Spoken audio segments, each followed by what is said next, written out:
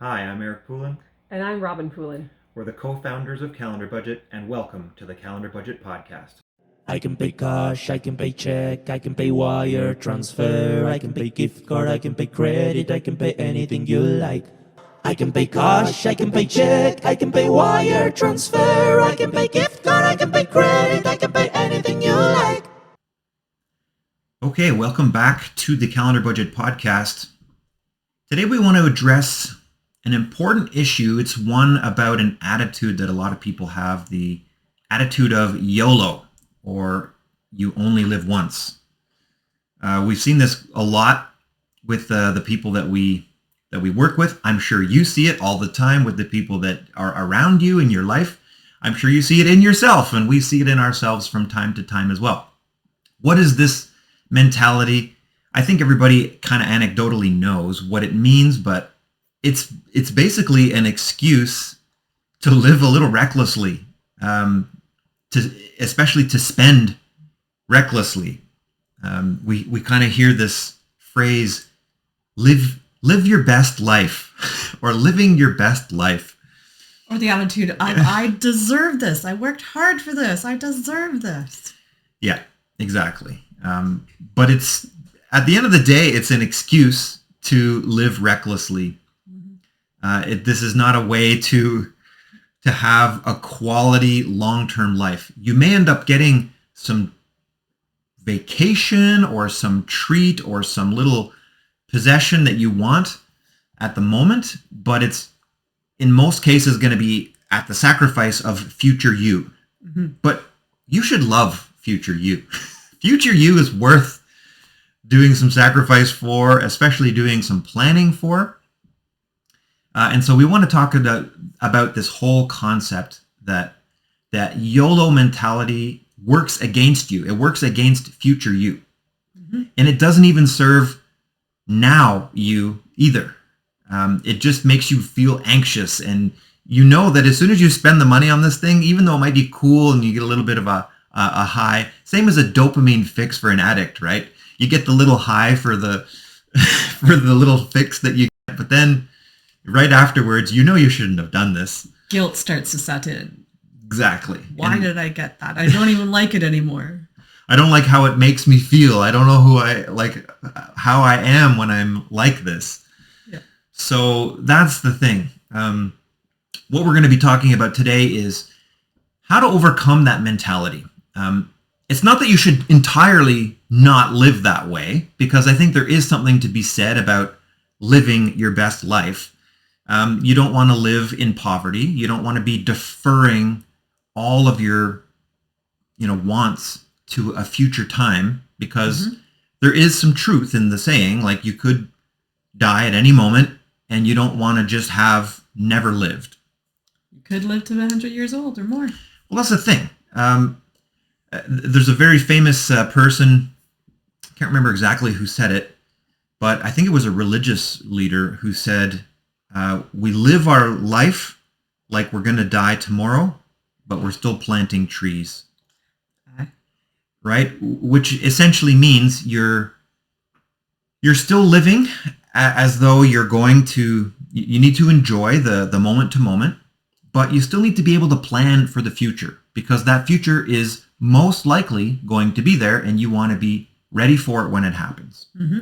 So that's the thing. Like, you want to be able to go on the vacations that you want to. You want to be able to have the possessions that you want, but not at the expense of future you, and not just recklessly buying things and saying, YOLO, I'm going to do it. I'm going to do it now just because we wants it precious. Now, think about the opposite of this too, right? There's the living your best life. What would living your worst life be like? Certainly living your worst life would be being a slave to debt, where you overspend and all you're doing is you're having anxiety around this money that you owe. Oh, I owe hundreds of thousands of dollars, and that can weigh heavily on your soul. Yeah. So we've been debt free for quite a while. So yeah. I think that feeling, we've been able to overcome that. But it's there's things we've done to be able to accomplish that. Well, I think it's right on topic because you want to live your best life, but you want to live the best life that you've planned for. Yeah. And so we're going to discuss a number of techniques to do that. In fact, we've got 4 main ideas about how to overcome this YOLO life so that you don't end up living your worst life, but you can live your best life in a way that is structured and that you can plan for. Mm-hmm. So if you're going to have spontaneity, I think that's somewhat basically the nutshell of the feeling of YOLO. You want to have spontaneity in your life. You still can, but you can still budget for it. So have a YOLO fund. If you decide, hey, honey, you want to go on vacation today? Well, we have a fund for that. So you can just decide to go because you have planned ahead. Now, there's different ways. You might find that you still fall short on funds. So you need to find a way to increase your income. Maybe you can monetize some of your hobbies so that there's something to do with that money then. You can invest it back into your hobbies again to go with the YOLO feeling that you still want to enjoy your best life. Yeah, we come back to the same advice that there is for budgeting in general, which is when you want to save money, there's 2 things you can do. You increase your income if you can, yep, or reduce your expenses if you can. Yeah. There's always ways to do one of these 2 or perhaps both. Yeah. So the increase in the income would be monetize your hobbies, get a job that pays you more or things like that. Side jobs. Yeah. Some people I've seen a lot of people just become Uber drivers in their spare, quote unquote, spare time. Yeah.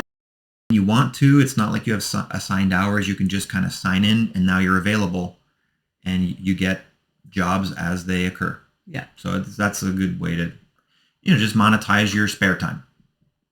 Or maybe when you're done with this thing that was in the YOLO mentality, that you can sell it and recoup some or all of the cost again, depending on the value of the item. Yeah, that's true. Yeah. But you should plan ahead, not after. Yes, agreed. Yeah. So when you're trying to plan for a YOLO fund, some people will just call this a slush bucket. Some people call it a miscellaneous fund. We don't really call it a YOLO fund, but it's there for that purpose. It's like this reserved money for a time when we are going to want to do something spontaneous. We don't really know what we want to do with this money, but we know that we're going to have urges for entertainment that are just spontaneous. And we don't want to have to defer every urge that we have. Like sometimes you just want to be able to act on those, but that's why you have this like YOLO fund or miscellaneous fund where you just kind of accumulate some money in this account. Yeah. For times when you feel like, dang, I wish I could do something fun today. Like, let's just go do something fun. Like for something simple, like going for an ice cream. That's perfect for a $50 or $100 miscellaneous cost in your That's budget. A big ice cream. I know, but if you're going to go... For the family, maybe. For the family. It could easily get up that high. Exactly, yeah. Yeah. Or like just the little things like that are way under like $10 that are just occasional purchases. That's okay to not have like a major savings account for something like that. But for something like a trip or whatever, you would have your emergency savings in case the car broke down. That's not a YOLO idea. But you have other funds then, other separate savings accounts that allow you to have that separate vacation that wasn't exactly planned for in timing, but in budget it has been planned for. Yeah, so the way we do it is we actually have 2 different bank accounts. We have a regular like operational bank account, our checking account that we use for our monthly things. Within that monthly bank account, like a regular bank account, we have a miscellaneous fund, like a miscellaneous budget. Yeah. So that we know that every month, we're going to have $50 or $100 worth of these little miscellaneous things, like going out for ice cream or something small. That's handled every month. But separate from that, we have actually a physically separate bank account for, again, you can call it a YOLO fund or a long-term savings or like a wish account. Call it what you want. It's the idea that you have the separate account that you normally aren't touching, except when you want to do something fun, as long as you're not overdoing it and wanting to do something fun like every single night, and you're a party animal, you have this account that just, and part of your plan is to transfer money into this alternate account every month, so that it's funded, and you've got several $100s in there at all times. And when you need I use that word need loosely, but when you want to do something spontaneous, you have money available from this like slush fund or YOLO fund to be able to go do something cool with. So if it's something like a vacation that's going to cost you a few $1,000s, and you know that time is coming up that you want to be investigating something like that, then you're going to want to make sure that budget in that account is even higher than usual then. Yeah, so you'll need to know, like, everybody's life is different. Yes. For some people, $100 outing is going to satisfy their YOLO appetite for a month. For some people, it might be only a week. But for other people, they want to do something big, like go on a trip, like a surprise trip. And then maybe your YOLO fund needs to have more than a few $100s. Maybe it needs a few $1,000s. It all depends where you're at in life. Like, sometimes getting a few $1,000s into a savings account isn't that big a deal. But for some people, that's an impossible task. So it really depends where you are, and you need to kind of gauge your appetites towards what's actually possible, so that you don't end up being a slave to debt, and then letting this urge for entertainment and spontaneity and YOLO destroy yourself. And over time, you realize that you don't have to be a slave to the appetite, that you are in control of it, and you get to decide what's going to be the outcome of your life because of how you plan for it. Yeah, exactly. So other than increasing your income, there's also reducing your expenses. Yes. Right? So there's lots of things that you can do to reduce your expenses. We've reviewed many of those things in the past, but they can include things like just, reducing your cable bill, or not spending so much on eating out. And you'd be surprised what you can accomplish just making a phone call to the cell people and saying, hey, is there any alternatives to my bill right now? Yeah, do it yourself, using reward points. There's lots of things, getting things for free, buying used. Like, there's just endless things that you can do there. Yeah, we've had a lot of fun with the kids over time, and you see them coming now of, oh, no, we don't need to do that. Let's plan this vacation where we stop at these free outings along the way just to break up the long trip.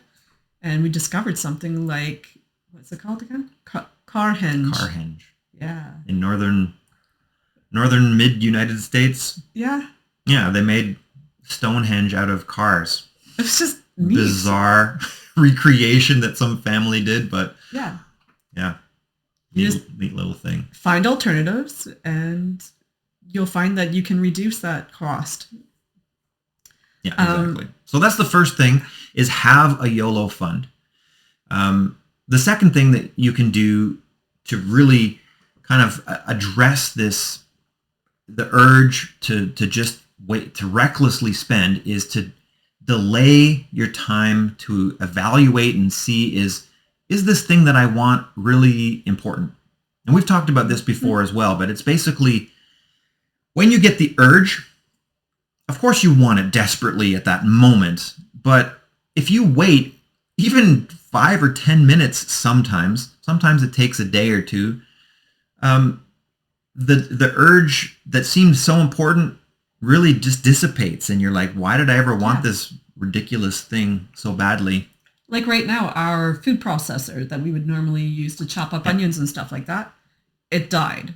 And I'm waiting to see how much I can actually live without it, to see how much I really use it. So yeah, I don't know how much of a YOLO a food processor is, but I know. The idea is, you have this urge, you want to spend money on something. Maybe it's you see a sale, maybe it's you see this or that, or like other people are doing stuff and you wish you could do it. Like, the media has just ruined us when it comes to like that feeling like you're everybody else is having fun and you're not. So you just want to make sure that you curb that. But the idea is if you just delay the decision to spend even just a little bit, 10 minutes, an hour, a day, sometimes you're going to reevaluate, is this still a must-have? And are you still in love with it? It might not be. In many cases, it's not. It's like when you're shopping hungry, right? That bag of pork rinds looks so delicious when you're starving, but when you get home and you had dinner, you're like, why did I buy this? This is disgusting. I would never eat this normally.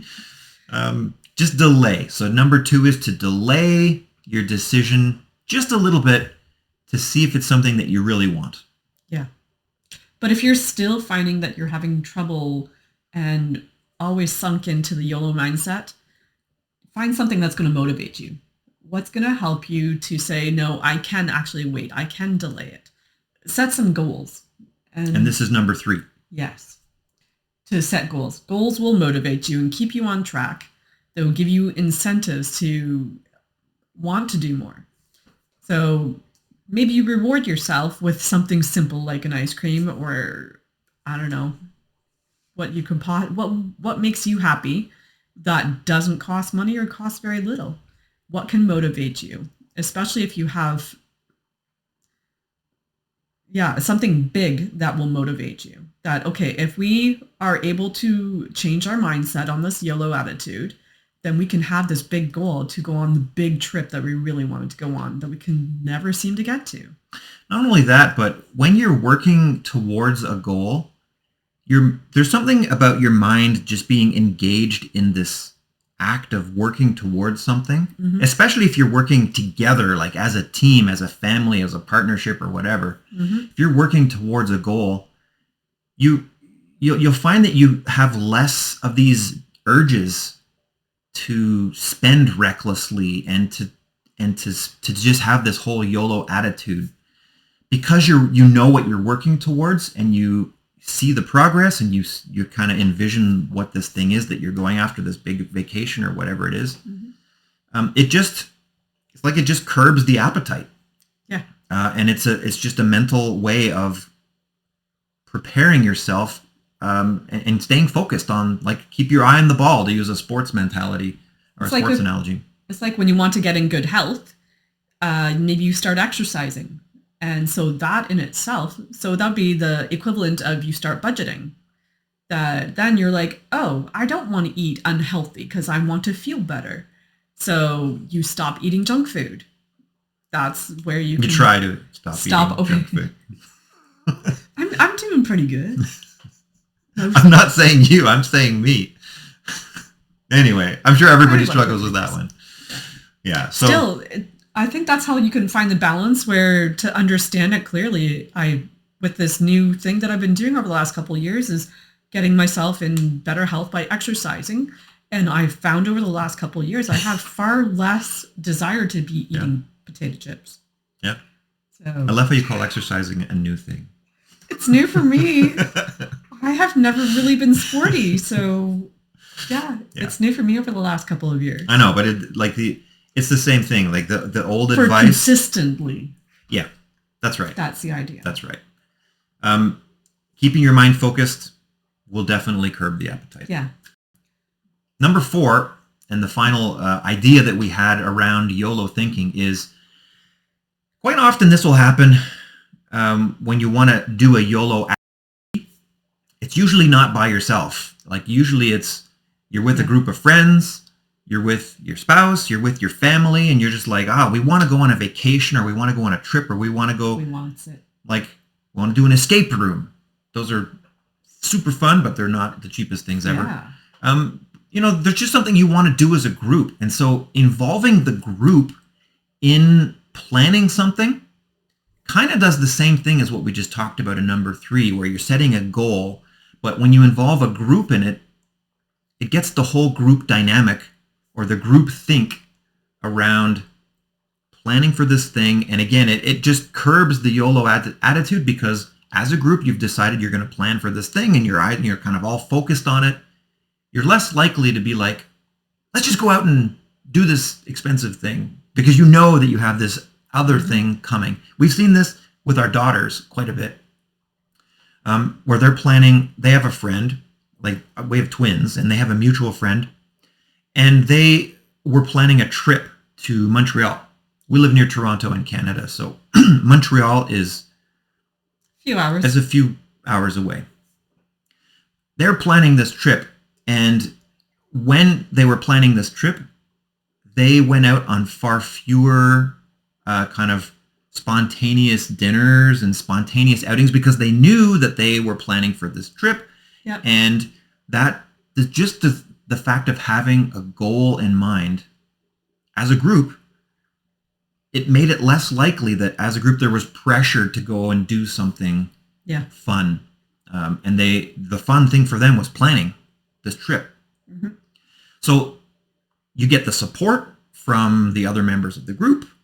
You support the other members of the group yourself. And together you work on achieving that goal. And it just reduces this whole, like, let's go out to whatever people do. Go out for drinks or go out for dinner or whatever people do.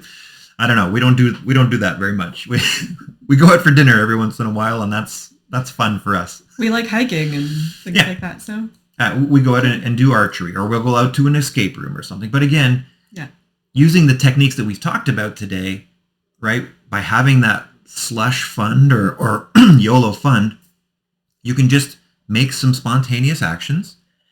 But as a group, when you're planning towards something that's a little bit bigger, it just curbs the appetite for these reckless spending events. Yeah, so that works if it's a group attitude and you're trying to do something as a group.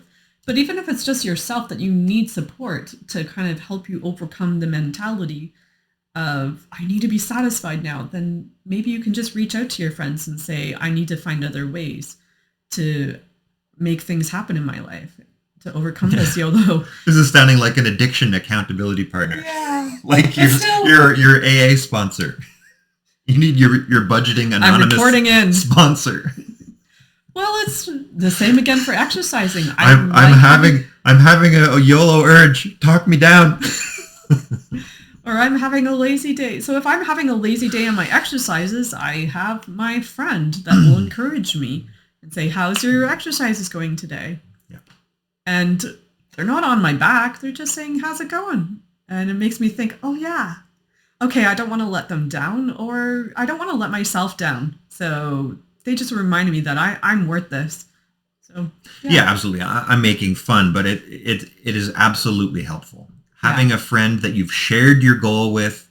Yeah. You know, sometimes just publicly announcing it is enough. Even if you don't have somebody that's following up on you. I've seen people do this where they just announce it on social media.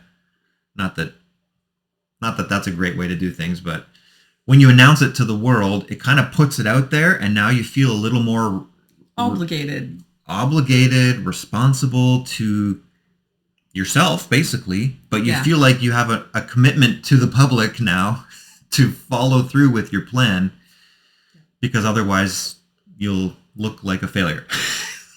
Or at least that you didn't achieve your goal. So go shout it from the cliffs. That's announcing to the world. Exactly. So those are our 4 suggestions for YOLO. It's have a YOLO fund. Take some time. Number 2, take some time to delay your decision.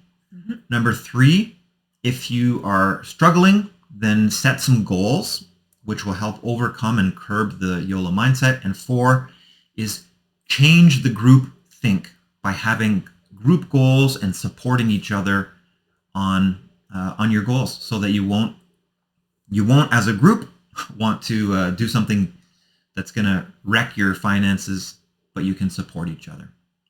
In the end, YOLO isn't a terrible thing, but it's just something that you need to plan for. Spontaneity is good, but plan.